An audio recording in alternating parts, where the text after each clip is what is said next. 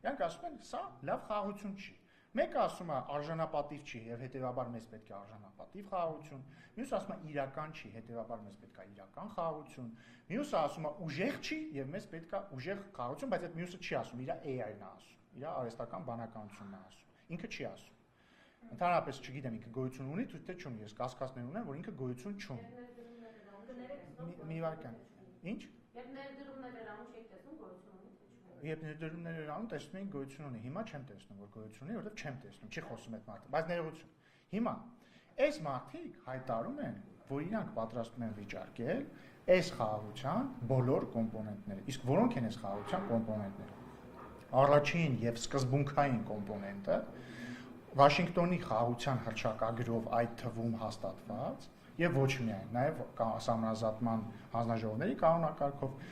Ադրբեջանի եւ Հայաստանի միմյանց տարածքային ամբողջականության ճանաչումն է Ալմա-Աթայի հռչակագրի հիման վրա։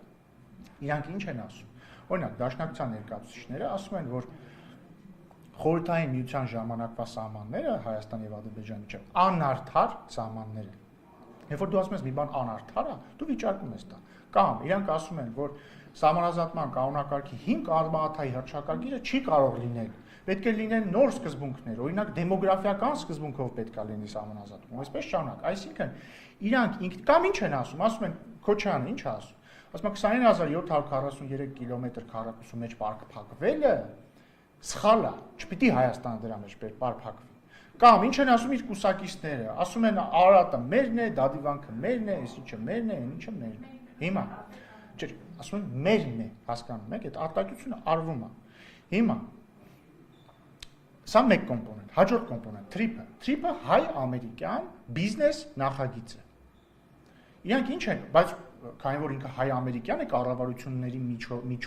միջոցով քննարկվող, այս բիզնես նախագիծը քաղաքական պայմանավորվածության արդյունք է, որտեղ Հայաստանի վարչապետն ու ԱՄՆ նախագահն են, չէ՞, պայմանավորվել թրիփի շուրջ։ Հիմա իրանք ասում են, այս թրիփում պետք է նոր կոմպոնենտներ մտցնել, նոր կողմեր մտցնել։ Ու առաջարկում են մտցնել այն կողմերին, որոնք ԱՄՆ-ի հետ նույնիսկ Երական Մինսկի խմբի համանախագահության շրջանակում չէին համատեղվում, իրար չէին ուզում հանդիպել, հիմա չեն ուզում հանդիպել, հասկանում եք, մի վարքան։ Այսինքն դա նշանակում է, եկեք ջրենք այս թրիփը։ Հաջորդը սահմանազատմանը արդեն անդրադարձա, երբ որ մենք ասում ենք Ղարաբաղյան շարժումը չպետք է շարունակենք, իրանք ասում են ոչ, Ղարաբաղյան շարժումը պետք է շարունակենք։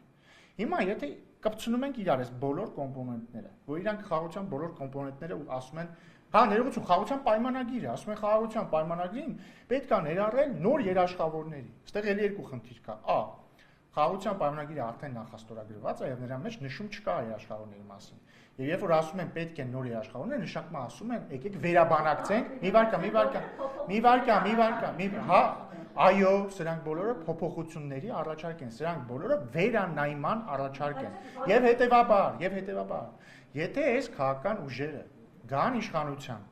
եւ անեն այն ինչ իրանք խոստանում են անել, իսկ իրանք ինչ են խոստանում անել, վերանայել այն խաղաղությունը, որ այսօր կա,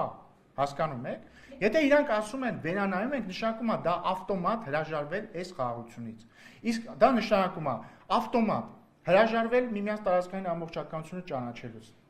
հրաժարվել սահմանազատման սկզբունքներից, հրաժարվել ապաշրջափակման սկզբունքներից եւ թրիփի իրագործումից, հրաժարվել Ղարաբաղյան շարժումը չշարունակելուց։ Սա ավտոմատ 100%-ով բերելու է պատերազմի